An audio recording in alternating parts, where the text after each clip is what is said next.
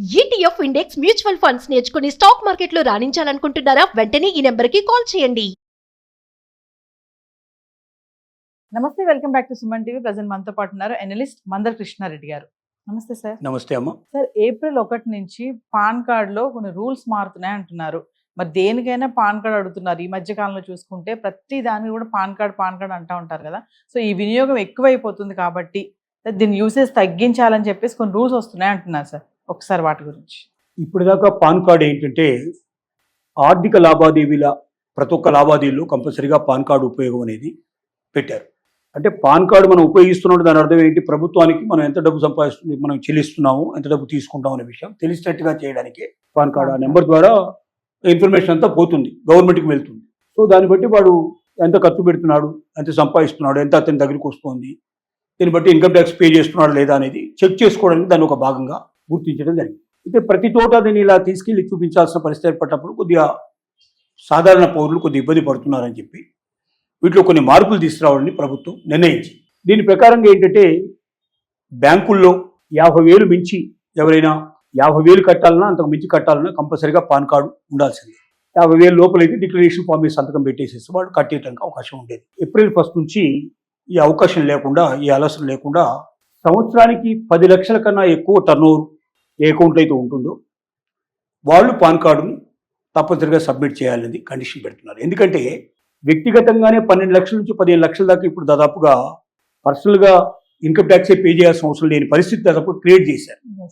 కాబట్టి 50,000కి, ₹1,00,000 ప్రతిదానికి చూపించాల్సిన అవసరం లేకుండా 10 లక్షల కన్నా మించినటువంటి టర్నోవర్ వాడి అకౌంట్లో ఉన్నట్టయితే అప్పుడు ఖచ్చితంగా పాన్ కార్డు సబ్మిట్ చేయాల్సిన పరిస్థితి. అంటే అప్పుడు పాన్ కార్డ్ డీటెయిల్స్ ఇవ్వాలి తప్ప ప్రతి ట్రాన్సాక్షన్కి ఇవ్వాల్సినట్టు అవసరం లేదు అనేది ఒక డిక్లరేషన్ తీసుకొస్తున్నారు.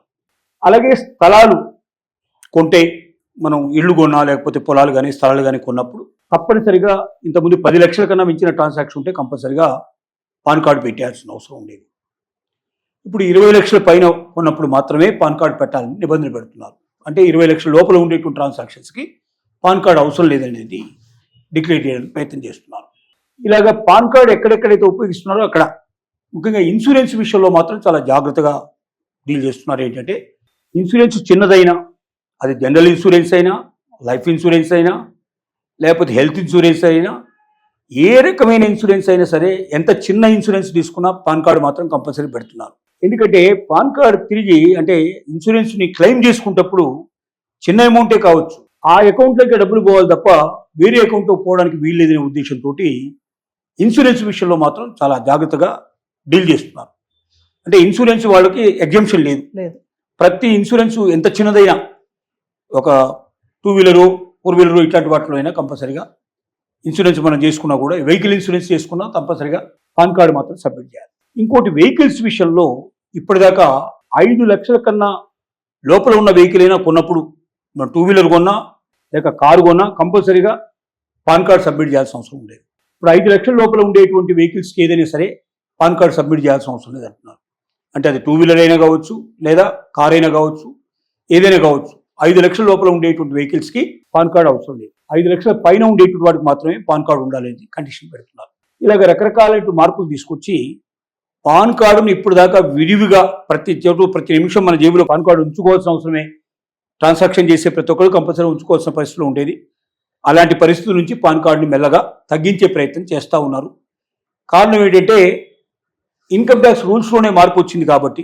రెండోది, ప్రభుత్వానికి యూపీఐ ఎప్పుడైతే బాగా పెంచుకుంటూ పోతున్నామో, మనం ఎక్కడ పర్చేజ్ చేసినా ఆటోమేటిక్గా మన అకౌంట్ నుంచి డబ్బులు వాళ్ళ అకౌంట్లోకి పోతున్నాయి కాబట్టి ఇదంతా ప్రభుత్వం దగ్గరికి ఇన్ఫర్మేషన్ వచ్చేస్తుంది. ఇక భవిష్యత్తులో ఎక్కడైతే మినిమం బ్యాలెన్స్ కన్నా ఎక్కువగా అతని అకౌంట్ నుంచి డబ్బులు పోయినట్టయితే ఆటోమేటిక్గా వాడికి ఇన్కమ్ ట్యాక్స్ నోటీస్ వచ్చేస్తుంది. అలాగే ఏ షాప్ కానీ లేకపోతే ఏదైనా సంస్థ కానీ ఎంత డబ్బు తీసుకుంటుంది వాళ్ళకు కూడా నోటీస్ వెళ్ళిపోయే అవకాశం ఉంది. అంటే యూపీఐ ట్రాన్సాక్షన్ పెరుగుతున్న కొద్దీ ఈ వ్యక్తిగతంగా ఒక్కొక్కరి మీద నిఘా ఉంచాల్సిన అవసరం లేకుండా కూరగాయల షాప్లో కూడా ఇవాళ యూపీఐ ఉండే అవకాశం ఉంది. ప్రతి చోటకు మనం ఎక్కడికి వెళ్ళినా కనబడుతుంది. కాబట్టి మెల్లమెల్లగా ప్రజల్ని మెల్లగా అటువైపు ఎక్కువగా అట్రాక్ట్ చేసి అక్కడి నుంచి ఇన్కమ్ ట్యాక్స్ తీసుకునే ప్రయత్నం మొదలుపెట్టినట్టయితే అందరూ బయటపడతారు, అందరూ దొరికిపోతారు. ప్రజలకు కూడా కొద్దిగా రిలాక్స్ ఇచ్చినట్టుగా ఉంటే అమ్మయ్య అని సంతోషపడతారు. కానీ ఇక్కడ రిలాక్స్ ఇచ్చినట్టే ఇచ్చి ఎక్కడ పట్టుకోవాలి అక్కడ పట్టుకోవడానికి ప్రభుత్వం ఒక ప్రయత్నం మొదలుపెట్టిందని చెప్పుకోవచ్చు. అంటే ఎందుకు సార్ యూసేజ్ తగ్గించాలని ఎందుకు అనుకుంటున్నారు పాన్ కార్డ్ యూసేజ్? అదే కదా, పాన్ కార్డు ఇంతకుముందు ఎందుకు ఎక్కువగా ఉపయోగించాల్సిన పరిస్థితి ఏర్పడేదంటే ప్రజల్ని పట్టుకోవడానికి. ఏం కొంటున్నాడు, వెహికల్స్ కొంటున్నాడా, లేకపోతే బ్యాంకులో ట్రాన్సాక్షన్ చేస్తున్నాడా, లేకపోతే ఏదైనా భూములు కొంటున్నాడా, ప్రతి చోట దీన్ని ఉపయోగేటట్టుగా చేసేవాడు. పట్టుకోవడానికి వీలుగా, అంటే అతని ఈ పాన్ కార్డ్ నెంబర్ ఇస్తాడు కాబట్టి ఆటోమేటిక్గా దొరికిపోతాడు. సో ఇంత ట్రాన్సాక్షన్ చేసి కాబట్టి ఇన్కమ్ ట్యాక్స్ నువ్వు కట్టట్లేదు కాబట్టి కట్టమని చెప్పి అతనికి నోటీసులు పంపించే ఏర్పాటు చేసేవాడు. ఇప్పుడు ఇది కాకుండా కూడా దొరకడానికి అవకాశాలు చాలా ఎక్కువగా దొరికాయి కాబట్టి ఈ ఒక్క పద్ధతిలోనే కాకుండా వేరే పద్ధతిలో పట్టుకునే ఛాన్సెస్ ఎక్కువగా దొరికినప్పుడు దీని మీద ఎక్కువగా స్ట్రెస్ చేయకుండా ప్రజలకు కూడా కాస్త వెసులుబాటు ఇచ్చినట్టు చేస్తే ప్రజలు సంతోషపడతారు. మనకు ఎలాగో దొరకాల్సిన వాడు దొరుకుతున్నాడు కదా అనేటువంటి ఒక నమ్మకంతో ముందుకెడుతున్నాను ప్రభుత్వం.